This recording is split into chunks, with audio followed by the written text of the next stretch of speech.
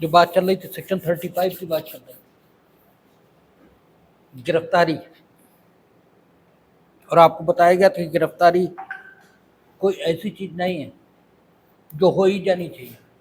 आप अक्सर अखबारों में पढ़ते रहते हैं कि साहब 2 महीने हो गए FIR लिखे, अब तक गिरफ्तारी नहीं। तो गिरफ्तारी ऐसी चीज ही नहीं है जो हो। गिरफ्तारी बिल्कुल आवश्यक नहीं है। और जिन मामलों में 7 वर्ष या उससे कम की सजा है, उनके बारे में तो स्थिति ये निकल कर आई है कि केवल 5 स्थितियां हैं जिनमें विधायिका के द्वारा अनुमति दी गई है कि गिरफ्तारी होनी चाहिए। अन्यथा तो स्थिति ये है कि कानून की मंशा ये है कि जिन अपराधों में 7 वर्ष या उससे कम की सजा इसका प्रावधान है, वहां गिरफ्तारी होनी ही नहीं चाहिए। क्योंकि गिरफ्तारी इसका जो प्रावधान बनाया गया वो केवल बनाए इसीलिए गया है कि कुछ मामलों में व्यक्ति के कृत्य से समाज को इतना गंभीर नुकसान होता है कि उसे उसी समय से, जिस समय उस पर आरोप लगे, कारागार में निरुद्ध किया जाना उस दशा में ठीक होगा, जबकि आरोप के समर्थन में कुछ विश्वसनीय साक्ष्य उपलब्ध है। ये अगली जो धारा है उससे तय हो जाएगा, क्योंकि 2 बातें निकल रही थी। एक बात तो तय हो गई कि पुलिस अधिकारी को कुछ मामलों में बिना वारंट गिरफ्तार करने की ताकत ये दी गई है। तो कुछ मामलों में बिना वारंट जब गिरफ्तार करने की ताकत दी, इसका मतलब ये है कि विधायिका इन स्थितियों को इतना खतरनाक मान रही है जिनमें वो पुलिस ऑफिसर को एम्पावर करना चाहती है कि वो अगर चाहे तो अन्वेषण के क्रम में व्यक्ति को बिना वारंट ये भी गिरफ्तार कर ले। लेकिन फिर भी विधायिका कुछ प्रतिबंध ये लगाना चाहती है, इसलिए उसने जो प्रतिबंध लगाए थे उसने सबसे पहली बात यह कही कि बिना वारंट अगर आपको गिरफ्तार करना है तो जरूरी यह है कि आपकी उपस्थिति में व्यक्ति ने संज्ञेय अपराध यह किया हो और आपकी उपस्थिति में किया हो। यह नहीं कि उस पर संज्ञेय अपराध का आरोप है इसलिए आप गिरफ्तार कर रहे हैं। आपकी उपस्थिति में संज्ञेय अपराध का किया जाना यह बिल्कुल अलग बात है, और आपको पता है कि उसने संज्ञेय अपराध कर रखा है, यह बिल्कुल अलग बात है।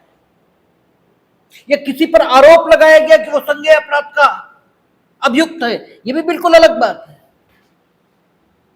व्यक्ति का दुस्साहस ये इससे दर्शित होता है कि पुलिस ऑफिसर की उपस्थिति है और फिर भी वो संज्ञेय अपराध कर रहा है। ये सिचुएशन हो सकती है जिसमें कि विधायिका स्वयं पुलिस ऑफिसर को बिना वारंट के गिरफ्तार करने की शक्ति दे दे तो उचित होगा, दे दी। अदरवाइज तो मामला वही गवर्न होगा। कहां? सेक्शन 176 में कि यदि आवश्यक हो तो गिरफ्तारी, अदरवाइज तो मामला वही रहेगा। सेक्शन 176 कि FIR की दशा में यदि आवश्यक हो तो गिरफ्तारी। यद्यपि आगे हम लोग देखेंगे, जब धारा 35 में हम लोग आगे बढ़ना शुरू करेंगे तो ऐसे व्यक्तियों की गिरफ्तारी ये भी होगी और बिना वारंट होगी जिनके विरुद्ध कोई FIR नहीं है। आवश्यक नहीं है कि व्यक्ति के विरुद्ध FIR हो ही तभी वो गिरफ्तार हो। ये आगे के सेक्शंस में क्लियर होगा। सेक्शन 35 जब आगे बढ़ेगा तो आप देखेंगे स्थितियां ऐसी भी हैं जहां व्यक्ति के खिलाफ FIR नहीं है फिर भी उसकी गिरफ्तारी हो रही है, लेकिन that is a situation which can be considered by us as a urgent. यानी अर्जेंसी है, कोई जरूरत है, और जरूरत उस सिचुएशन में से स्वयं निकलेगी। कोई भी युक्ति संगत मनुष्य अनुभव कर सकेगा कि ये सिचुएशन अर्जेंट है और वाकई इसमें गिरफ्तारी किया जाना न्याय संगत है। इसका मतलब व्यक्ति की गिरफ्तारी है गंभीर घटना है और इसके संबंध में पुलिस को ब्लैंक चेक नहीं मिलना चाहिए। सामान्य स्थितियां उनमें अगर आवश्यक है तो गिरफ्तारी, या न्यायालय किसी व्यक्ति की उपस्थिति यह चाहता है, चाहे अभियुक्त के रूप में या किसी अन्य कारण से, तो वो अपने प्राधिकार से वारंट जारी करेगा। तो व्यक्ति की गिरफ्तारी हो सिवाय इसके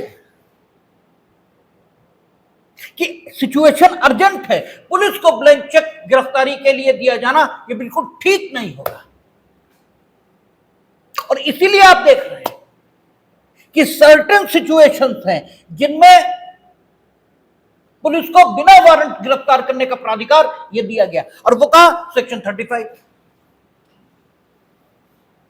लेकिन सेक्शन 35 जब आप पढ़ें, और विशेषकर उन मामलों के संबंध में जहां एफआईआर के आधार पर गिरफ्तारी हो रही है, तो फिर आपको सेक्शन 176 की जो भावना है उसको भी ख्याल में रखना ही चाहिए। अगर एफआईआर के आधार पर आप व्यक्ति को गिरफ्तार कर रहे हो, क्योंकि जरूरी नहीं है, अभी सेक्शन 35 की अन्य स्थितियां हम लोग देखेंगे तो उसमें देखेंगे कि आवश्यक नहीं है कि उसी व्यक्ति की गिरफ्तारी हो जिसके विरुद्ध एफआईआर है बिना वारंट। अन्य लोग भी हैं, लेकिन जिन अन्य लोगों की गिरफ्तारी बिना वारंट के अनुज्ञेय की गई है वो उन स्थितियों में की गई है जो स्थितियां स्वयं इस बात का जस्टिफिकेशन देती हैं कि उन स्थितियों में व्यक्ति को बिना वारंट गिरफ्तार किया जाना न्यायोचित है। लेकिन जहां तक बिना वारंट गिरफ्तारी एफआईआर इसके आधार पर है, जो कि 35 आपका बी और सी उससे शासित होता है, तो जहां तक एफआईआर के आधार पर व्यक्ति की बिना वारंट गिरफ्तारी है, वहां तक स्थिति यह है कि जब भी आप बिना वारंट गिरफ्तारी के संबंध में विचार करें तो सेक्शन 176 उसकी भावना को भी ध्यान में रखें। और 176 में कहा कि जब तक आवश्यक ना हो तब तक गिरफ्तारी नहीं। तो एफआईआर के आधार पर आप किसी गिरफ्तार करना चाहते हैं तो 35 और 176 इसका जो संवेद प्रभाव, जो कम्युलेटिव इफेक्ट पैदा हो रहा है, उसके मुताबिक गिरफ्तार करिए। और जब दोनों का कम्युलेटिव इफेक्ट हम देखते हैं तो स्थिति यह निकलती है कि no doubt the FIR has been launched a person against a person, उसके बाद भी उसे यूं ही गिरफ्तार मत करिए, क्योंकि जहां तक 35A का सवाल है वहां तो सिचुएशन डिफरेंट है। क्योंकि 35 जो आपका सबसे पहला 35(1)A है वो तो कहता है कि उस व्यक्ति को पुलिस ऑफिसर गिरफ्तार कर लेगा जिसने उसकी उपस्थिति में संज्ञेय अपराध किया है। अब उपस्थिति पुलिस ऑफिसर की और संज्ञेय अपराध का किया जाना, यह सिचुएशन अपने आप में जस्टिफाई करती है कि व्यक्ति जो पुलिस ऑफिसर की उपस्थिति में संज्ञेय अपराध करने का साहस रखता है, इसको यूं ही खुला छोड़ देना समाज की शांति और व्यवस्था के लिए ठीक नहीं होगा। That is why this is the situation जिसमें कि पुलिस ऑफिसर को बिना वारंट गिरफ्तार करने की ताकत दी जा सकती है। लेकिन अगली ही बात उन्होंने कही जो कि एफआईआर के आधार पर गिरफ्तारी की बात करती है, और एफआईआर जिन लोगों के खिलाफ है उन्हें बिना वारंट गिरफ्तार किए जाने के संबंध में धारा 35 में 2 स्थितियों का निर्माण विधायिका ने स्वयं कर दिया।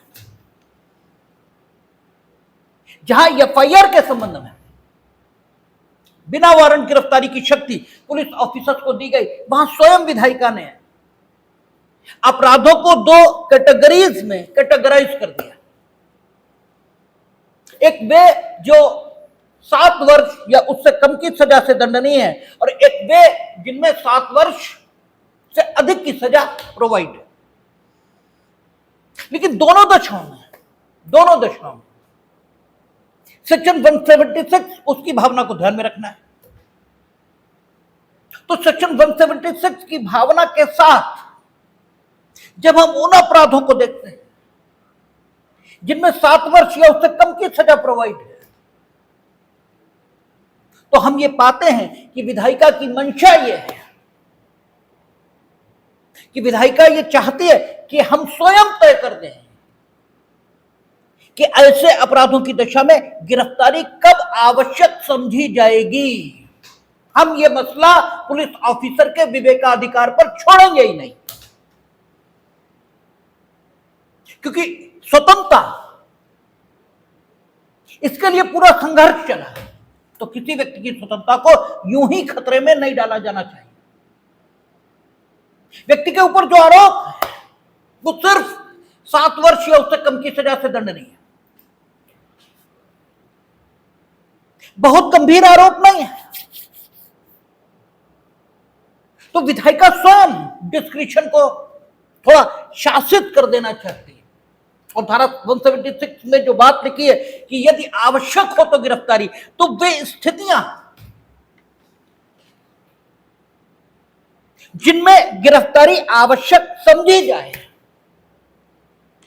उन स्थितियों का निर्धारण विधायिका स्वयं पुलिस ऑफिसर के बुद्धि और विवेक इस पर नहीं छोड़ना चाहती और स्वयं तय कर देना चाहती है कि हम आपको बताएंगे कि यदि अपराध इस कैटेगरी का है कि उसमें 7 वर्ष या कम की सजा प्रोवाइड है, तो आप सिर्फ और सिर्फ तब गिरफ्तार करें जब 5 स्थितियों में से कोई एक ये मौजूद हो, और 5 स्थितियों में से कोई एक मौजूद हो तो आप गिरफ्तार करें। यह भी तब जब पहल यानी 5 स्थितियों के बारे में सोचेंगे ही आप तब जबकि उचित परिवाद किया गया हो। उचित परिवाद, यह नहीं सिर्फ परिवाद किया गया है और आपने विचार करना शुरू कर दिया कि वो 5 स्थितियों में से कोई एक स्थिति है या नहीं, और आपने व्यक्ति को गिरफ्तार कर लिया। नहीं, आप सबसे पहले परिवाद के औचित्य के संबंध में इन्वेस्टिगेट करेंगे, और जब आप पालेंगे कि यह उचित परिवाद है, यानी इतना साक्ष्य है कि इस साक्ष्य के आधार पर किसी भी व्यक्ति को उस व्यक्ति के विरुद्ध जिसके विरुद्ध साक्ष्य उपलब्ध है परिवाद करना ही चाहिए, तब यह कहा जाएगा कि परिवाद उचित है। किसी ने किसी के सिर्फ थोड़े से बाल खींच लिए तो भले ही यह परिवाद करें, लेकिन सामान्य व्यक्ति परिवाद नहीं करेगा। तो उचित परिवाद का मतलब यह है कि जिन स्थितियों में परिवादी ने परिवाद किया है, अगर वे स्थितियां किसी के भी साथ हों तो वो व्यक्ति परिवाद करेगा ही। जब इतना साक्ष्य मिलने लगे तो आप माने परिवाद उचित किया गया है। जब विश्वसनीय इत्तिला ये प्राप्त हुई, इत्तिला कैसी है? विश्वसनीय इत्तिला नहीं। इत्तिला तो अफवाह ये भी हो सकती है, क्योंकि अफवाह भी इत्तिला ही होती है। तो विश्वसनीय इत्तिला, इत्तिला की विश्वसनीयता के संबंध में इन्वेस्टिगेट कर लिया है। जब उचित संदेह हो, उचित संदेह का मतलब फिर वही निकला कि परिस्थितियां जो हैं उनमें कोई भी हो उसे वही संदेह होगा जो पुलिस ऑफिसर को हो रहा है, क्योंकि संदेह ये झूठ भी हो सकता है। इसीलिए कहा उचित संदेह, और उचित संदेह इसके भी झूठ होने की संभावना होती है, लेकिन फिर भी उचित संदेह के सत्य होने की संभावना ज्यादा होती है और झूठ होने की संभावना न्यूनतम ये होती है। उचित संदेह ये हो, और जब ये तीन चीजें मिल जाए तब विधायिका पुलिस अधिकारी को ये शक्ति दे रही है कि नाउ ही कैन कंसीडर कि हम इसे अरेस्ट कर लें, लेकिन अभी भी नहीं करेगा, अभी भी नहीं करेगा। सिर्फ ये देखेगा कि उन 5 दशाओं में से कि उसे अग्रेतर अपराध करने से रोकने के लिए क्या गिरफ्तार करना जरूरी है, क्या अन्वेषण में प्रगति इसे गिरफ्तार किए बिना हो ही नहीं सकती, अर्थात अन्वेषण के प्रयोजनों से क्या इसे गिरफ्तार करने की आवश्यकता है? क्या इस व्यक्ति को अगर स्वतंत्र छोड़ दें तो यह साक्ष्य को किसी भांति नुकसान पहुंचाएगा? क्या ये अगर स्वतंत्र छोड़ दिया जाए तो न्यायालय के समक्ष नियत किए गए दिनांकों पर उपस्थित नहीं होगा? और यदि ऐसा निष्कर्ष निकलता है तो गिरफ्तार करिए, लेकिन ब्लैंक चेक अभी भी नहीं। अभी भी कहा कि अगर गिरफ्तार करते हैं तो आपको इन 5 स्थितियों की मौजूदगी है ऐसा क्यों लगता है, अर्थात अपने विश्वास के कारणों को अभिलिखित करने के पश्चात आप जो कुछ सोच रहे हैं, क्यों सोच रहे हैं वैसा? क्योंकि आप तो कुछ भी सोच लेंगे। और अब जो आपका नई धारा 35 आई है, इसमें पहले जो धारा 41 थी उसी का मॉडिफाइड वर्जन है धारा 35। तो सबसेक्शन 7 जो है धारा 35 का, ये पहले धारा 41 में नहीं था, नया आया। कहता कोई भी गिरफ्तारी ऐसे अपराध के मामले में जो 3 वर्ष से कम के कारावास से दंडनीय है और ऐसा व्यक्ति जो गंभीर बीमारी से पीड़ित हो, यह 60 वर्ष से अधिक की उम्र का हो, ऐसे अधिकारी की जो पुलिस उपाधीक्षक से नीचे पंक्ति का न हो कि पूर्व अनुमति के बिना नहीं की जाएगी। यानी एक और कैटेगराइजेशन और ले आए। 7 वर्ष तक तो पहले ही आ गया था। अब दांडिक विधि का चेहरा कुछ और ह्यूमैनिटेरियन बनाया गया। विधि का चेहरा जितना मानवीय होता है, आप उतने ही विकसित मानव हैं, यह समझ में आता है। अगर व्यक्ति के ऊपर सिर्फ ऐसे अपराध को करने का आरोप है जो 3 वर्ष या उससे कम की सजा से दंडनीय है, अब वो गंभीर बीमारी से ग्रसित है, उम्र कोई है, उम्र कोई है, गंभीर बीमारी से ग्रसित है, या 60 साल से अधिक की उम्र का है, ठीक है। क्योंकि अगर वृद्ध लिख दें तो वृद्ध की डेफिनेशन करने की जरूरत ये पैदा होने लगती है। कौन वृद्ध? अगर आप शिथिलांग लिख दें, इनफर्म, तो भी दिक्कत आ जाती है, डिफाइन करना पड़ता है। और कानून जितना डेफिनेट हो, विशेषकर दांडिक विधि, उतना ही ठीक होता है। इसलिए उन्होंने क्लियर कह दिया 60 वर्ष, 60 वर्ष से अधिक की उम्र का है तो फिर गिरफ्तार कर सकते हैं। लेकिन पूर्व की स्थितियां खत्म नहीं हो गई, यानी पूर्व की स्थितियां भी होनी चाहिए। परिवाद उचित होना चाहिए, इत्तिला विश्वसनीय होना चाहिए, संदेह के आधार पर गिरफ्तार कर रहे हैं तो संदेह उचित होना चाहिए, 5 सिचुएशंस में से कोई एक होनी चाहिए, और साथ ही साथ डिप्टी एसपी, ठीक है, मिनिमम डिप्टी एसपी,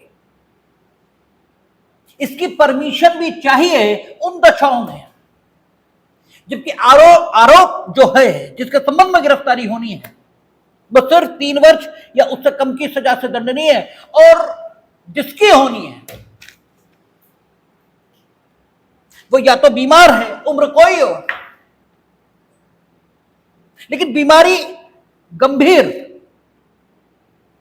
ठीक है, बीमारी को स्पेसिफाई किया है, की गंभीर बीमारी है, इससे ग्रसित है, यह 60 वर्ष से अधिक आयु का है। तो आप देखें गिरफ्तारी की सिचुएशन शनै शनै जो विधायिका है वो कम करती जा रही है। इससे कानून की मंशा ध्यान में आती है। ठीक है, being a student of law you should not be convinced with those writers which are writing, ठीक है, on Facebook wall, उनसे प्रभावित मत होइए, वो तो मूर्ख हैं। क्योंकि जिसने कंप्लेनेंट है, जिसने कंप्लेंट लिखाई है, उसने दुनिया पर कोई एहसान नहीं किया है। वो सच भी हो सकता है, वो झूठ भी हो सकता है, दोनों बातें हो सकती हैं। हम उसके बारे में या जिस पर उसने आरोप लगाया, दोनों के बारे में कोई धारणा निर्मित नहीं कर सकते। इसलिए ठीक है, जहां आरोप बहुत सीवियर है तो हम इससे कह सकते हैं, भले ही झूठा है, कि भाई चलो क्या किया जाए, या इसकी गिरफ्तारी यानी उस व्यक्ति की गिरफ्तारी जो आरोपित, उसके लिए कुछ जस्टिफिकेशन हो भी सकता है। जहां आरोप बहुत छोटे छोटे यानी अगर गिरफ्तारी से व्यक्ति की प्रतिष्ठा को जो नुकसान लगता है, उसकी रेपुटेशन पर जो धब्बा आता है, उसका रिगार्डिंग देखें तो 7 साल की सजा से दंडनीय अपराध का आरोप छोटा ही दिखाई देता है। और फिर उन अपराधों की स्थितियों में ठीक है, हम गिरफ्तारी की अनुमति देंगे, लेकिन बहुत लिमिटेड दशाओं में। अब देखें आप सेक्शन 35 में एफआईआर के रिगार्डिंग जब गिरफ्तारी होनी है तो कैटेगराइजेशन शुरू हो गया, और ये कैटेगराइजेशन 176 की जो स्पिरिट है उसके अनुकूल है। वो कहता है जब आवश्यक हो तो गिरफ्तारी। अनावश्यक क्यों कर रहे हैं गिरफ्तारी? विचारण तो आपको नहीं करना, आप पुलिस रिपोर्ट सबमिट करिए, न्यायालय आहूत करेगा। क्योंकि न्यायालय जब आहूत करेगा तो पहले संज्ञान लेगा, जो पहले 190 में होता था अब शायद 210 में हो रहा है, नई भारतीय नागरिक सुरक्षा संहिता में। और संज्ञान लेने में एप्लीकेशन ऑफ जुडिशियल माइंड होगा, तो चलो कुछ तो सुरक्षा आएगी व्यक्ति को। हमने कहा तंत्र का विकास अपराधियों को बचाने के लिए नहीं है, तंत्र का विकास निर्दोषों को सुरक्षित करने के लिए है। दूसरे दृष्टिकोण से देखना चाहिए। आप जिस दृष्टिकोण से देखते हैं चीज को, चीज वैसे ही दिखती है। इसी को कांट ने कहा है कि देश काल कारणता के प्रभाव से आप जैसा देखना चाहते हैं वैसा देखते हैं, और इसी को गोस्वामी जी ने लिखा है, जाकी रही भावना जैसी। ठीक है, प्रभु मुहूर्त देखी तीन तैसी। आप देखना क्या चाहते हैं वो दिखेगा आपको, ठीक है ना। तो गिरफ्तारी it is a very serious matter. अब 7 वर्ष या उससे कम की सजा से दंडनीय अपराध, इनके बारे में चर्चा हो गई। अब सेकंड जो कैटेगराइजेशन है वो 7 वर्ष से अधिक मृत्युदंड या आजीवन कारावास, ये जिनमें प्रोवाइड है। Now we are discussing about a serious offence. तो विधायिका ने स्वयं स्थितियों को तय करना उचित नहीं जाना कि इन मामलों में हम तय करें कि किन मामलों में आप गिरफ्तारी करेंगे और किन मामलों में आप सामान्यतः गिरफ्तारी नहीं करेंगे, जब तक कि एक्सेप्शनल सर्कमस्टांसेस ना हो। जैसे 5 स्थितियां अपवादिक बताई गई, ऐसी किन्हीं स्थितियों का निर्धारण स्वयं विधायिका ने करना उचित नहीं जाना। और इसलिए हम देखेंगे कि 35 सबसेक्शन सी ये उन मामलों की चर्चा कर रहा है जो मामले ऐसे आरोपों के संबंध में दर्ज हुए हैं जिनमें आरोपित को मृत्यु, आजीवन कारावास या 7 वर्ष से अधिक का कारावास दिया जा सकता है। 35 सबसेक्शन सी उनके बारे में चर्चा कर रहा है। वहां भी ठीक है, विधायिका ने कोई बहुत प्रतिबंध अपनी ओर से नहीं लगाया, लेकिन कोई ब्लैंक चेक दिया हो ऐसा भी नहीं है। एक समन्वय ये दिखाई देगा। डीन रास्को पाउंड इसी के स्पेशलिस्ट, डीन रास्को पाउंड ने कहा था, उन पर विस्तार से चर्चा करेंगे हम लोग। डेफिनेशन में आया था कि सोशल इंजीनियरिंग क्या है, तो कहते हैं सोशल इंजीनियरिंग का मतलब है मनुष्य की इच्छा, मनुष्य के दावे, मनुष्य के हित और मनुष्य की आवश्यकता, इनका संरक्षण और इनकी संतुष्टि, न्यूनतम दबाव, न्यूनतम तनाव और न्यूनतम विरोध इसके साथ की जाए, यही सोशल इंजीनियरिंग। और न्यूनतम तनाव, न्यूनतम विरोध, इससे मनुष्य के हितों का संरक्षण ये तभी हो सकता है जबकि सारे मनुष्यों के हित के संरक्षण में ही प्रत्येक व्यक्ति के हित संरक्षित हैं, ऐसी व्यवस्था निर्मित की जाए। यानी करेंगे क्या dean Roscoe pound? Dean Roscoe pound ये करेंगे कि वे हितों की सीमा को परिभाषित कर देंगे, हितों की सीमा को, कि this is the outer limit. इस लिमिट को कोई क्रॉस कर रहा है, ठीक है, अपने हित के साधन के लिए अगर इस आउटर लिमिट को कोई क्रॉस कर रहा है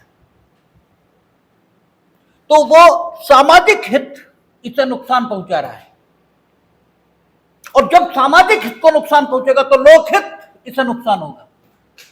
यानी व्यक्ति का हित, लोकहित और समाज का हित एक तल पर बैलेंस किया है उन्होंने, ठीक है। डीन रास्को पाउंड की यह विशेषता है कि वे एक तल पर तीनों हितों को बैलेंस करते हैं। ईयरिंग से यही भिन्न है। ईयरिंग वर्टिकली, हम राज्य के हित में तुम्हारी संपत्ति छीन लेंगे, यह उनकी वर्डिंग है। हम संपत्ति का समर्पण कर लेंगे, यानी हम ऊपर हैं, तुम नीचे हो। डीन रास्को पाउंड एक तल पर रह रहे हैं, सब बोलेंगे, जितना चाहे बोलेंगे, जो चाहे अभिव्यक्त करें, लेकिन 8 चीजें हैं, ठीक है, उनके अगेंस्ट नहीं बोलेंगे। अब यही तल, एक ही तल पर चल रहा है मसला। आप खूब बोलो, लेकिन ऐसा नहीं कि राष्ट्र की एकता और अखंडता ये खतरे में आ जाए। ऐसा नहीं जो नैतिकता और सदाचार के विरुद्ध है। ऐसा नहीं जो अपराध का उद्दीपन कर रहा है। ऐसा नहीं जो न्यायालय के अपमान को बढ़ावा दे रहा है। ऐसा नहीं जो लोक व्यवस्था इसे नुकसान कर रहा है। एक तल है। यहां तक जब आप जा रहे हो तो सामाजिक सुरक्षा, सामाजिक हित इसे नुकसान पहुंचा रहा है, और सामाजिक हित को नुकसान पहुंचेगा तो लोकहित ऑटोमेटिकली नुकसान में आ जाएगा। एक तल पर व्यवस्था हो रही है, ठीक है। ये हितों का संतुलन है जो डीन रास्को पाउंड ने बैठा है, और एक तल पर है। यही डीन रास्को पाउंड की विशेषता है। तो आप देखें, जहां गिरफ्तारी का प्रश्न आया तो उन्होंने कहा ठीक,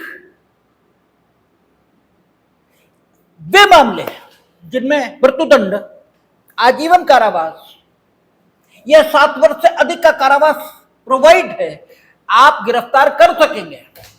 लेकिन 176 की जो भावना है वो यहां भी दिखाई देती है, यदि आवश्यक हो तो गिरफ्तारी, ठीक है ना। तो आवश्यकता गिरफ्तारी की शो हो, इसके लिए यहां भी ये शर्त लगाई कि ठीक है, मामला मोर सीरियस है, मोर सीरियस है। इसलिए सामाजिक हित इस बात की मांग कर रहा है कि व्यक्ति के हित की सीमा यहीं तक रखनी चाहिए कि उसके विरुद्ध जिस इत्तिला के माध्यम से आरोप लगाया गया है उसकी विश्वसनीयता हम चेक कर लें, जो परिवाद किया गया उसके औचित्य को देख लें, जो हमारा संदेह पड़ रहा है उसके औचित्य को परीक्षित कर लें, और यदि वो हम विश्वसनीय पाए, उचित पाए, तो फिर हम बहुत विचार न करें, क्योंकि आरोप गंभीर है, आरोप गंभीर है। ऐसा है जिसमें मृत्युदंड प्रोवाइड है, आजीवन कारावास प्रोवाइड है, या फिर 7 वर्ष से ऊपर की सजा यह प्रोवाइड है। इसलिए एक तल पर हम हितों को संतुलित करेंगे।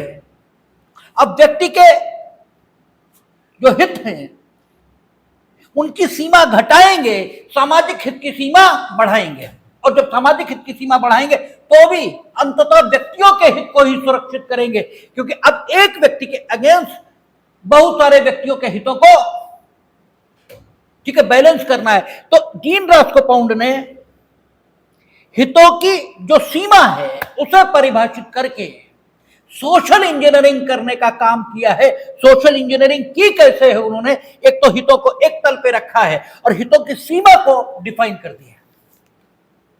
ये उनकी टेक्निक है। खैर, उस पर विस्तार से आगे बात करेंगे। यहां पर तो हम सिर्फ इतना आपको समझाना चाहते हैं कि because the offence is more serious, that is why the legislature is going to permit the arrest. ठीक है ना? केवल इतनी दशा में कि इत्तिला की विश्वसनीयता साबित हुई है, संदेह, ठीक है, यह परिवाद का औचित्य प्रमाणित हुआ है। लेकिन अगर यह भी नहीं है तो फिर गिरफ्तारी आवश्यक है, ये नहीं मानेंगे। यानी ये कोई बात नहीं हुई कि आप ये बताने लगे कि साहब गिरफ्तारी आवश्यक है क्योंकि एफआईआर हो गई, तो इससे क्या होता है? एफआईआर हो गई, ये भी कोई बात नहीं। बोले साहब इनके खिलाफ मुकदमे में एफआईआर हो गई, तो हो गई, तो इससे क्या होता है? आप कुछ तो जांच करेंगे। इसीलिए आप सेक्शन 35 सब सेक्शन सी को भी सब्जेक्ट टू सेक्शन 176 पढ़ेंगे। दोनों को एक साथ, दोनों को एक साथ। और जब दोनों को एक साथ देखेंगे तो being a student of law you must be clear on this point. और समाज के बेवकूफों से भिड़ने की कोई जरूरत नहीं, उनमें अपनी ऊर्जा का अपव्यय करने की कोई आवश्यकता नहीं है। वो यही कहेंगे कि कानून, अरे वो तो कुछ होता ही नहीं, वो तो सब ऐसे घूमते हैं और कुछ नहीं है। वो कानून उन्हीं की सुरक्षा करता है। कानून निर्दोषों के लिए, निर्दोषों की सुरक्षा के लिए बनता है। दोषियों के लिए तो ही। आप इत्तिला की विश्वसनीयता क्यों नहीं जांचते? करिए ना, कितना मना किया, कानून रोक रहा है। और अगर इन्होंने कत्ल किया तो इत्तिला विश्वसनीय साबित होगी। अरे कोई तो मिलेगा जो ये कहेगा हमने देखा। चलो मारते नहीं देखेगा, तैयारी करके देखेगा, इसका तो साक्ष्य मिलेगा, इनकी दुश्मनी है, कुछ तो मिलेगा। ठीक है, क्योंकि सिर्फ दैवी काम और सिर्फ जादुई काम इनका कोई, ठीक है, प्रमाण ये नहीं मिलता। मतलब ये ऐसे होते हैं जिनकी ना कोई तैयारी होती है, ना कोई कारण होता है, ना कोई, बस भगवान जी की इच्छा हो गया। बाकी मानवीय कृत्य, उसकी तो तैयारी भी होगी, उसका तो कारण भी होगा, उसकी तो प्रेरणा भी होगी, उसे तो होते कोई देखेगा भी। तो आप इकट्ठा करिए ना, कितना मना किया। तो कानून दोषियों के पक्ष में नहीं है, वो निर्दोषों के पक्ष में है और निर्दोषों की सुरक्षा के लिए। तो दो कैटेगरी एफआईआर के संबंध में हो गई जब हम विदाउट वारंट अरेस्टिंग की बात करते हैं। लेकिन सबसे बड़ी एक जो दिक्कत है वो as a student of law आप ऐसे मान के चलते हैं मानो बिना वारंट गिरफ्तार करने की शक्ति पुलिस को तभी है जब एफआईआर दर्ज हो।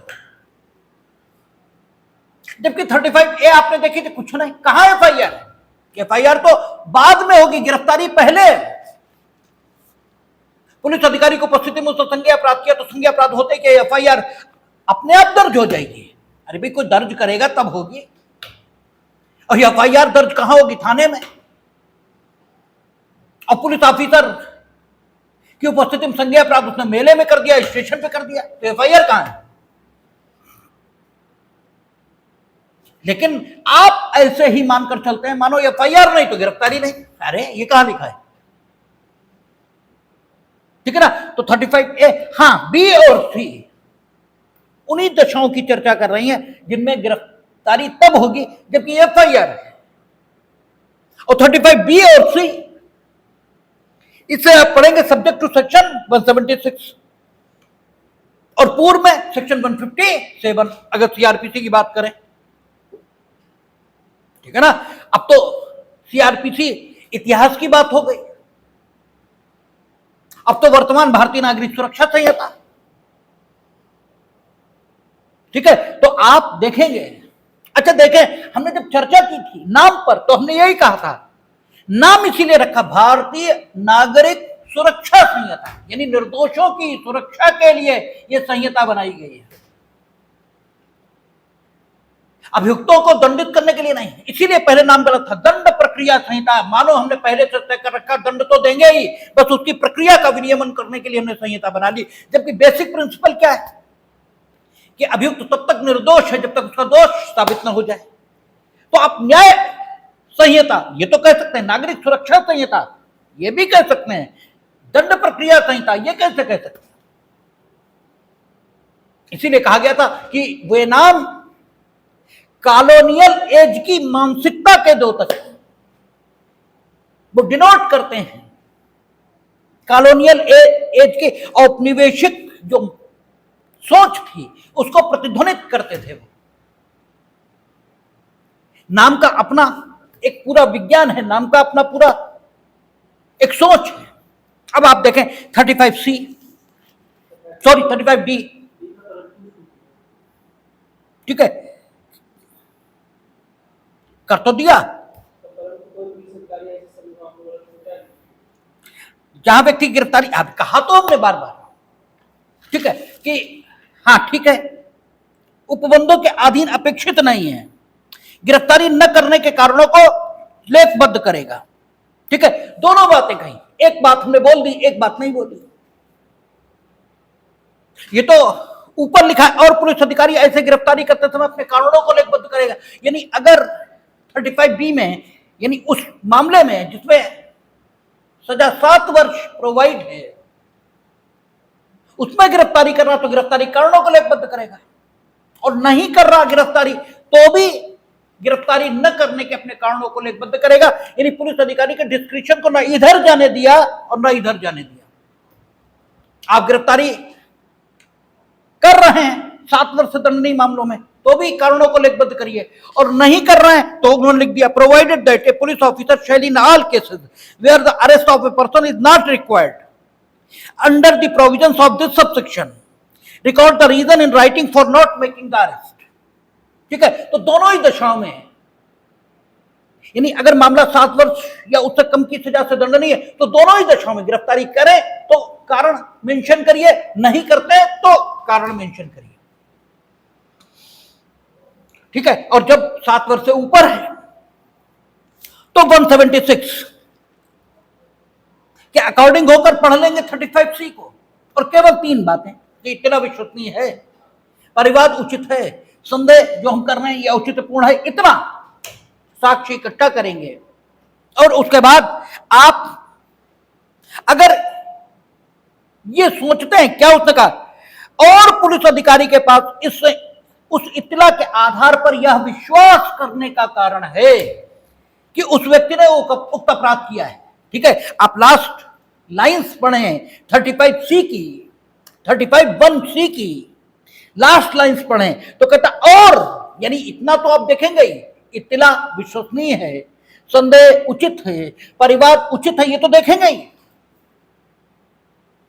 इसके बाद और आगे आपके पास यह विश्वास करने का कारण होना चाहिए कि संबंधित व्यक्ति ने यह अपराध किया है, तो करिए, तो करिए। फिर विधायिका कुछ नहीं बोल रही, फिर कोई स्थिति वो तय नहीं कर रही कि इनमें करिए इनमें ना करिए, ऐसा कुछ नहीं कर रही। और आपके पास विश्वास करने का कारण होता कब है? आपके पास विश्वास करने का कारण क्यों है कि दिन है? इसलिए कि तुम्हें सब कुछ दिख रहा है बिना बिजली जलाए। आपके पास विश्वास करने का कारण, किसी भी तथ्य पर विश्वास करने का कारण आपके पास उपलब्ध होता है जबकि आपके पास पर्याप्त आधार होता है उस तथ्य पर विश्वास करने का। तभी कहा जाता है कि हमारे पास विश्वास करने का कारण है। आप छुपे छुपे डुके डुके घूम रहे हो, ये विश्वास करने के कारणों को उत्पन्न करता है कि आप चोर हो। आपका कोई काम नहीं है, एक स्थान पर आप लगातार आ जा रहे हो, ये विश्वास करने के कारणों को पैदा कर रहा है कि आप रेकी कर रहे हो किसी अपराध को करने के लिए। ठीक है ना? हो सकता है न भी कर रहे हो सकता है न भी कर रहे हो, लेकिन ये विश्वास करने के कारणों को पैदा कर रहा है। तो सेक्शन कह रहा है कि विश्वास, इत्तला की विश्वसनीयता, परिवार का औचित्य, संदेह का औचित्य, ये तो होना ही चाहिए।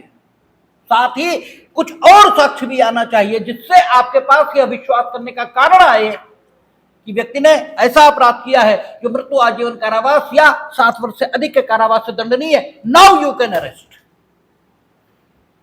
अब विधायिका इस मामले में कुछ नहीं करना चाहती क्योंकि ऑफेंस मोर सीरियस है, एलिगेशन इज मोर सीरियस। तो आप देखें, कानून की जो मंशा निकल कर आ रही है वो मंशा यही निकल कर आ रही कि there should not be arrest at once, तुरंत गिरफ्तारी नहीं। और यही कहा किसमें? Joginder Singh versus state of Uttar Pradesh. जब हम अनुच्छेद 21 की व्याख्या के आधार पर आपराधिक न्याय प्रशासन में हुए सुधारों के बारे में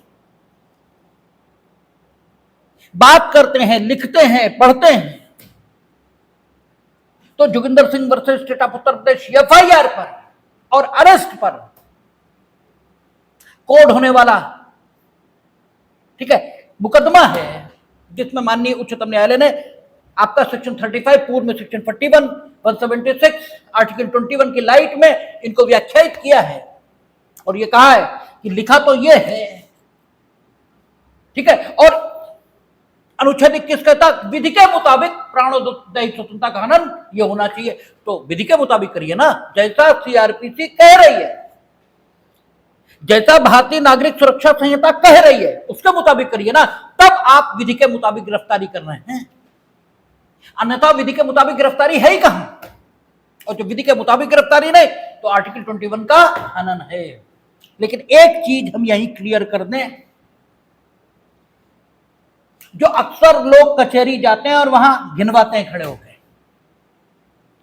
आप फंडामेंटल राइट का तर्क क्रिमिनल कोर्ट के समक्ष नहीं लेंगे, क्योंकि फंडामेंटल राइट के वायलेशन के लिए कार्यवाही करने का हक उच्चतम न्यायालय और उच्च न्यायालय को ही प्राप्त है। अगर आपको फंडामेंटल राइट के वायलेशन का तर्क लेना है तो जमानत छोड़ दीजिए, वहां अंडर आर्टिकल 226 या अंडर आर्टिकल 32 अपनी अरेस्ट को चैलेंज करिए। यहां अगर आप बेल मांगने आए हैं क्रिमिनल कोर्ट के समक्ष, तो क्रिमिनल कोर्ट, ये क्रिमिनल कोर्ट है यहां, क्योंकि आप किसके समक्ष बेल मांगने आए? या तो मजिस्ट्रेट के न्यायालय में या सेशन न्यायालय में, और वो दोनों ही धारा 6 के मुताबिक क्या है? दंड न्यायालय। उनकी प्रक्रिया काहे से विनियमित होगी? सीआरपीसी से या बीएनएस से। यहां तो आपको जो बेल दी जाएगी वो भारतीय नागरिक सुरक्षा संहिता में जो जमानत के प्रावधान दिए गए उन्हें, ठीक है, आपको संतुष्ट करना ही होगा।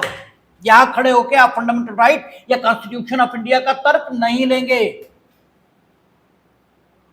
और एक बेवकूफी और करते हैं आप कि साहब ये अगेंस्ट द नेचुरल जस्टिस है। नेचुरल जस्टिस का भी तर्क यहां नहीं उठेगा, क्योंकि प्राकृतिक न्याय का तर्क वहां लिया जाता है जहां प्रक्रिया न दी गई हो। प्राकृतिक न्याय ये प्रक्रिया का हिस्सा है, और जब क्रिमिनल कोर्ट की प्रक्रिया कैसे चलेगी ये बताने के लिए भारतीय नागरिक सुरक्षा संहिता मौजूद है। तो फिर भारतीय नागरिक सुरक्षा संहिता के मुताबिक प्रक्रिया चलेगी, वहां प्राकृतिक न्याय के सिद्धांत लागू नहीं होंगे। ठीक है, ये दोनों ही बातें नहीं होंगी। ठीक है, अब हम लोग बात करेंगे 35D। कहता जो या तो इस संहिता के अधीन या राज्य सरकार के आदेश द्वारा अपराधी उद्घोषित किया जा चुका है, यानी अ पर्सन, ठीक है, हु इज डिक्लेयर्ड, ठीक है, एज अ ऑफेंडर, किसके द्वारा, चाहे स्टेट गवर्नमेंट के द्वारा और चाहे इस संहिता के अधीन, दोनों में से कोई भी, दोनों में से किसी भी तरीके से जो उद्घोषित अपराधी है उसे भी बिना वारंट गिरफ्तार किया जा सकता है। यानी पुलिस अधिकारी उसे जहां देखे वहीं गिरफ्तार कर ले, इसमें कोई दिक्कत वाली बात नहीं। अब देखें, ये सिचुएशन अपने आप में जस्टिफाई करती है व्यक्ति की स्वतंत्रता को तत्काल बाधित कर देने की जो स्थिति है उसको स्वयं जस्टिफाई कर रही है, क्योंकि आप कोई भले आदमी तो है नहीं, और भले आदमी होते तो उद्घोषित अपराधी हम क्यों नहीं हो गए, आप क्यों नहीं हो गए। उद्घोषित अपराधी व्यक्ति न तो इस संहिता के अधीन और न ही राज्य सरकार यूं ही घोषित नहीं कर देती है। तो यह सिचुएशन अपने में जस्टिफाई करती है कि आपकी गिरफ्तारी अगर बिना वारंट भी हो रही है तो कोई गलत बात नहीं है। आगे कहता है, जिसके कब्जे में कोई ऐसी चीज पाई जाती जिसके चुराई हुई संपत्ति होने का उचित रूप से संदेह किया जा सकता है, या और जिस पर ऐसी चीज के बारे में अपराध करने का उचित रूप से संदेह किया जा सकता है। उचित रूप से हर जगह वर्ड क्वालिफाई है, हर जगह संदेह को, ठीक है, एडजेक्टिव उचित लगाकर विशेषित किया है। संदेह नहीं, उचित संदेह। उचित संदेह, हम आपसे पूछ रहे मोटरसाइकिल की, भैया रसीद दिखाओ, घर कहां है तुम्हारा ये बताओ, डीएल दिखाओ, तुम्हारे पास कुछ नहीं है। अब हम पूछ रहे हैं मोटरसाइकिल क्या चुरा के लाए हो, अरे कुछ तो हो। अरे चलो मोटरसाइकिल के संबंध में ना हो, तुम्हारे संबंध में हो, तय तो हो सके तुम कौन हो, तो चलो हम वहां पता कर लें जहां के तुम हो। भाई कोई डॉक्यूमेंट तो हो, कोई चीज तो हो। आपके पास कोई ऐसी चीज बरामद हुई जिसके बारे में उचित रूप से संदेह किया जा सकता है, चीज कोई हो, मोटरसाइकिल हो, घड़ी हो, ऑब्जेक्ट हो, सोना हो, चांदी, कुछ हो, जिसके बारे में उचित रूप से संदेह किया जा सकता है कि वो चुराई हुई संपत्ति है, या कोई ऐसी संपत्ति आपके पास बरामद हुई जिसके बारे में यह विश्वास हो रहा है कि इसके बारे में कोई अपराध किया जा चुका है, कि कुछ अपराध हो चुका है। क्या हुआ हम ये नहीं अभी जान पा रहे हैं। एक खूनसनी शर्ट तुम्हारे पास बरामद हुई है, क्यों खूनसनी शर्ट है तुम्हारे पास, ठीक है, इसका मतलब किसी को मार के आ रहे हो, कुछ तो करके आ रहे हो। Now you can be arrested, ठीक है। अब आप बिना वारंट गिरफ्तार पुलिस अधिकारी के द्वारा किए जा सकते हैं। अब एफआईआर नहीं है आपके खिलाफ, कोई एफआईआर दर्ज नहीं है, इसके बाद भी आप बिना वारंट गिरफ्तार हो सकते हैं। सिचुएशन अपने में जस्टिफाई कर रही है आपकी अरेस्टिंग को,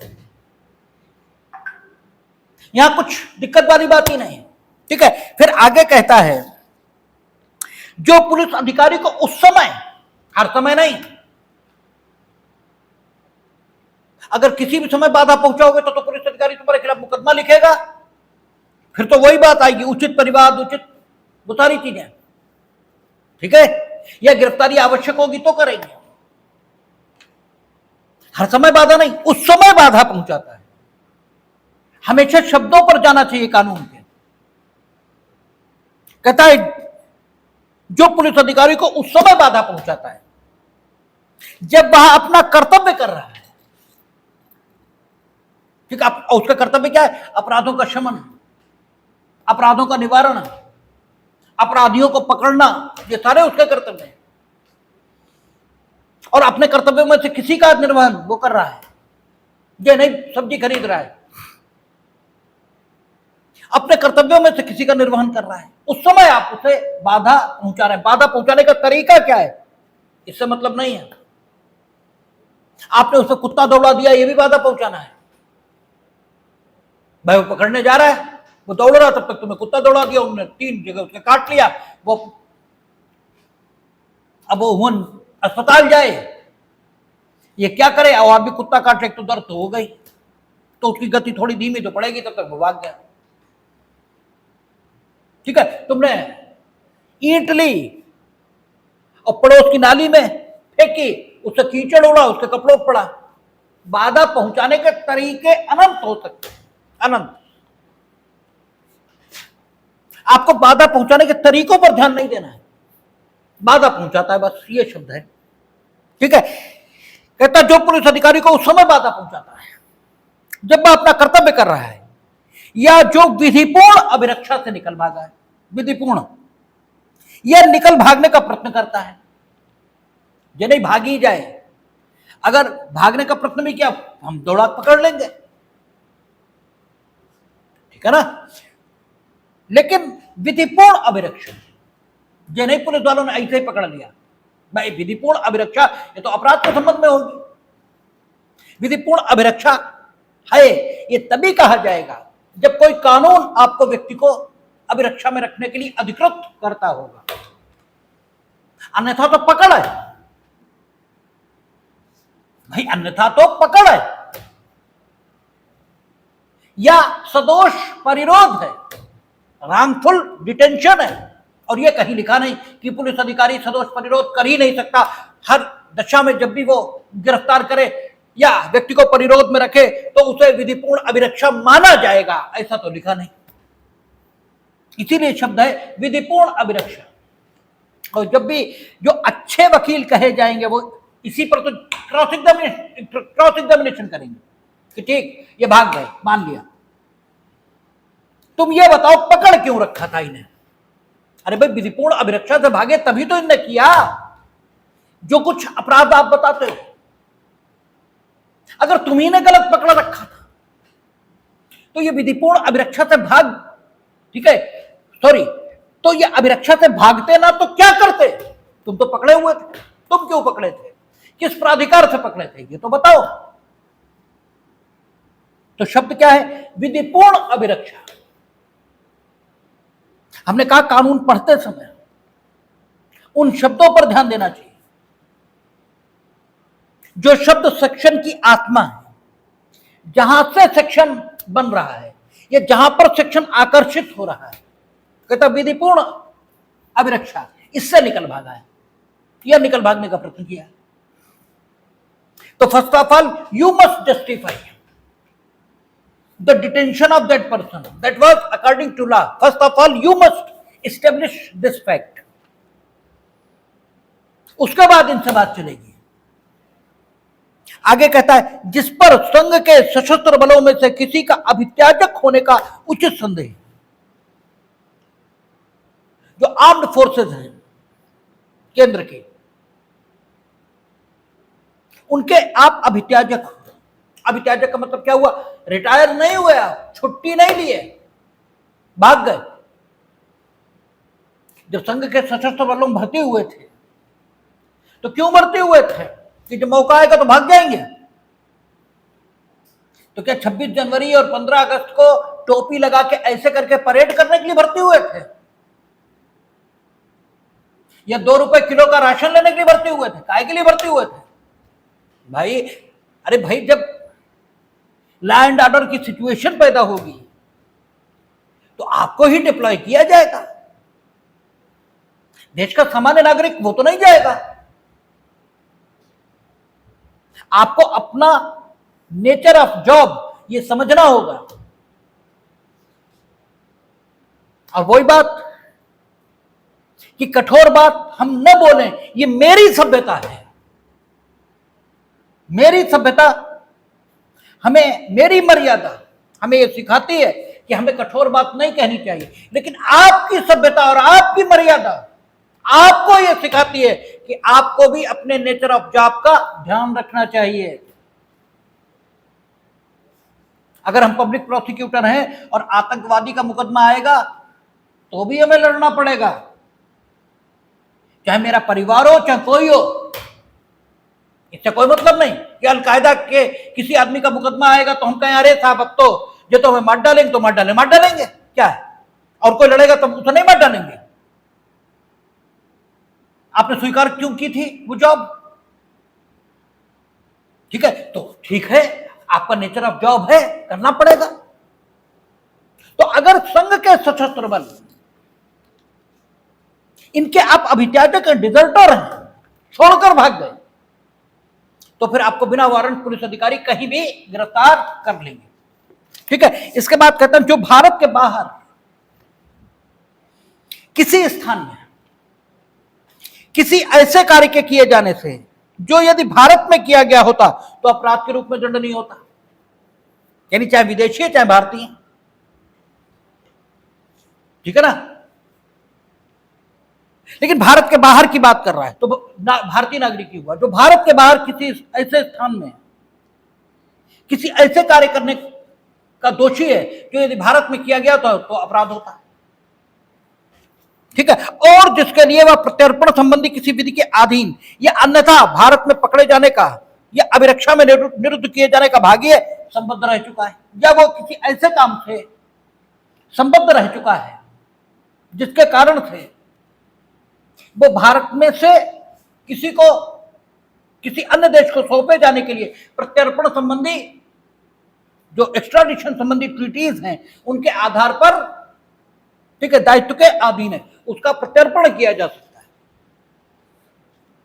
ठीक है ना। तो या जिसके रह चुका है, जिसके विरुद्ध इस बारे में उचित परिवाद किया जा चुका है, और इस व्यक्ति के बारे में उचित परिवाद भी किया जा चुका है। उचित परिवाद यानी परिवाद की औचित्य इन्वेस्टिगेटिंग एजेंसीज ने इन्वेस्टिगेट कर ली है। ऐसा ही प्रोविजन इंग्लैंड और अमेरिका में भी है, इसीलिए हम 20 लोगों का प्रत्यर्पण मांग रहे हैं, हम भी तो मांग रहे हैं। और उन सबको आप पढ़ेंगे कि फलाने वहां गिरफ्तार हैं, उन पर मुकदमा चल रहा है, ठीक है ना, तो वहां भी इसी ढंग के सेक्शन है, तो वहां गिरफ्तार कर लिए गए बिना वारंट, ठीक है, इसलिए कि वो प्रत्यर्पण संबंधी विधि के अधीन दूसरे देश को प्रत्यर्पित किए जाने योग्य हैं। और यही सेक्शन हमारे यहां भी है, तो हमारे यहां भी अगर कोई ऐसा होगा तो हम गिरफ्तार करेंगे उसे बिना वारंट, और पुलिस अधिकारी बिना वारंट उसे गिरफ्तार करेगा। और उचित परिवाद, हमारी सीबीआई वहां जाती है, वहां बताती है कि नहीं साहब हमारे यहाँ ये वो पूछते वहां के कोर्ट कि भाई आप इन्हें क्यों ले जाना चाहते हो, तो प्रस्तुत करते हैं साहब ये एविडेंस हमें इनके खिलाफ मिला है, इसलिए हम इन्हें चाहते हैं, ये दें हमें। तो उचित परिवाद किया जा चुका है, ये हमारी एजेंसी वहां स्टेब्लिश करती हैं, तो इसका मतलब वहां भी ऐसा कानून है ना, तभी तो उचित परिवाद के, यही हमारे यहाँ हमसे मांगो तो हम, हमारा कोर्ट भी कहेगा उचित परिवाद दिखाओ भाई, होगा तो हम देंगे, ठीक है ना। कहता जो छोड़ा गया सिद्ध दोष होते हुए, आगे सेक्शन 394 हम लोग पढ़ेंगे, पहले 356 थी, ठीक है ना, पहले सीआरपीसी में 356 थी। कहता जो छोड़ा गया सिद्ध दोष होते हुए, यानी सिद्ध दोष है किंतु छोड़ दिया गया है। सिद्ध दोष तो है किंतु छोड़ा गया है, क्या सिद्ध दोष छोड़ा जा सकता है? हाँ, जब हम लोग निर्णय पढ़ेंगे तो देखेंगे कि विचारणा की समाप्ति तो दोष सिद्धि या दोष मुक्ति पर, ठीक है, के साथ हो जाएगी। अब सिद्ध दोष हो गए, फिर दंड के प्रश्न पर सुना जाएगा, और दंड के प्रश्न पर जरूरी नहीं है कि व्यक्ति को दंडित ही किया जाए, बल्कि उसे प्रोबेशन आदि विधियों के अंतर्गत मुक्त छोड़ा जा सकता है। और पहले सीआरपीसी के सेक्शन 356 और अब सेक्शन 394 इसका प्रावधान करती है। तो अगर व्यक्ति को बिना दंडित किए छोड़ा तो सिद्ध दोष ये तो है ही है, दंडित नहीं किया, तो जब दंडित बिना किए छोड़ेंगे तो सेक्शन 394 में कुछ शर्तें हैं जिन्हें न्यायालय अधिरोपित कर सकता है कि हम तुम्हें छोड़ तो रहे हैं लेकिन इन शर्तों का पालन करोगे। और अगर उनमें से किसी का वायलेशन हुआ तो सिद्ध दोष व्यक्ति को गिरफ्तार बिना वारंट पुलिस ऑफिसर कर सकेगा। यह लिखा है, जो छोड़ा गया सिद्ध दोष होते हुए धारा 394 की उपधारा 5 के अधीन बनाए गए किसी नियम को भंग करता है, अथवा जिसकी गिरफ्तारी के लिए किसी अन्य पुलिस अधिकारी से लिखित या मौखिक अध्यपेक्षा प्राप्त हो चुकी है, यानी रिक्विजिशन। रिक्विजिशन शब्द किससे आता है? रिक्वायरमेंट, इससे आता है। रिक्वायरमेंट मतलब जरूरत। कहीं और का कोई पुलिस ऑफिसर है, इन्वेस्टिगेशन वहां चल रहा है, व्यक्ति यहां मौजूद है, तो वहां का पुलिस ऑफिसर अगर इतना साक्ष्य पा लेता है कि व्यक्ति को गिरफ्तार किया जाना उचित है तो वो यहां आए, इसकी जरूरत नहीं। वो वहां से लिखित रिक्विजिशन ये भेज सकता है यहां के पुलिस ऑफिसर के पास। उस रिक्विजिशन में गिरफ्तार किए जाने वाले व्यक्ति का नाम, उसकी पहचान, क्यों गिरफ्तार करना चाहते हैं, ये कारण, ये सब लिखकर रिक्विजिशन यहां भेजेगा और फिर जिससे अध्यपेक्षा वो करेगा, यानी जिसको रिक्विजिशन भेजेगा वो पुलिस ऑफिसर संबंधित व्यक्ति को बिना वारंट गिरफ्तार कर सकेगा। लेकिन जरूरी है कि रिक्विजिशन जो भेजे वो भी इस व्यक्ति को बिना वारंट गिरफ्तार करने का अधिकारी होना चाहिए, ठीक है ना। ऐसा नहीं कि वो बिना वारंट गिरफ्तार नहीं कर सकते थे और यहां रिक्विजिशन भेजकर बिना वारंट गिरफ्तार करा लें, नहीं, ये नहीं होगा। वो खुद ऐसे होने चाहिए कि वो आते तो वो भी बिना वारंट गिरफ्तार कर सकते थे। तो फिर ऐसा किया जा सकता है जस्ट फॉर फैसिलिटी। वो यहां क्यों आए, पुलिस तो यहां भी है, करा लेंगे, ठीक है। तो कहता है जिसकी गिरफ्तारी के लिए किसी अन्य पुलिस अधिकारी से लिखित या मौखिक, अच्छा पहले लिखित ही था अब मौखिक भी आ गया, लिखित या मौखिक अध्यपेक्षा प्राप्त हो चुकी है, परंतु यह तब जबकि अध्यपेक्षा में उस व्यक्ति का जिसे गिरफ्तार किया जाना है और उस अपराध का या अन्य कारण का, अन्य कारण यह भी हो सकता है कि भाई न्यायालय ने गवाही के लिए बहुत बार बुला चुका है, आते ही नहीं, ठीक है, गिरफ्तार करने का उस अपराध का या अन्य कारण का जिसके लिए गिरफ्तारी की जानी है विनिर्देश है और उससे यह दर्शित होता है, यानी कारण उससे यह दर्शित भी होना चाहिए कि अध्यपेक्षा जारी करने वाला अधिकारी द्वारा वारंट के बिना वह व्यक्ति विधिपूर्वक गिरफ्तार किया जा सकता था, यह भी अध्यपेक्षा से दर्शित होना चाहिए। ये सिचुएशंस हैं जिनमें बिना वारंट गिरफ्तारी उचित मानी गई है। सेक्शन 35 में इसके आगे जो सेक्शन 35 है वो अब इस बात को घोषित करेगा अभिव्यक्त रूप से कि वो व्यक्ति जिसके विरुद्ध असंज्ञेय अपराध किए जाने का परिवाद आदि किया गया उसकी बिना वारंट गिरफ्तारी नहीं होगी। हालांकि न कहें तो भी काम चल जाएगा, क्योंकि असंज्ञेय अपराध वे हैं जिनमें अन्वेषण पुलिस अधिकारी अपनी ताकत और शक्ति के आधार पर नहीं कर सकता और गिरफ्तारी अन्वेषण का भाग होती है अपराध की दशा में, ठीक है ना। अपराध की दशा में अन्वेषण का भाग है, तो जब असंज्ञेय अपराध की दशा में आप अन्वेषण ही नहीं करोगे तो गिरफ्तारी कैसे करोगे। लेकिन कानून अपने में क्लियर बनाया जाता है, इसलिए जो सबसेक्शन 2 है, ये तो 135(1) के ABCDEFG चल रहा था, 35(2) ये क्लियरली घोषित करेगी कि असंज्ञेय अपराध की दशा में न्यायालय के वारंट के बिना गिरफ्तारी नहीं होगी। और अगले 3, 4, 5, 6 और 7 गिरफ्तारी की प्रक्रिया, इसके बारे में बात करेंगे, उन पर हम लोग कल बात करेंगे और आगे देखेंगे।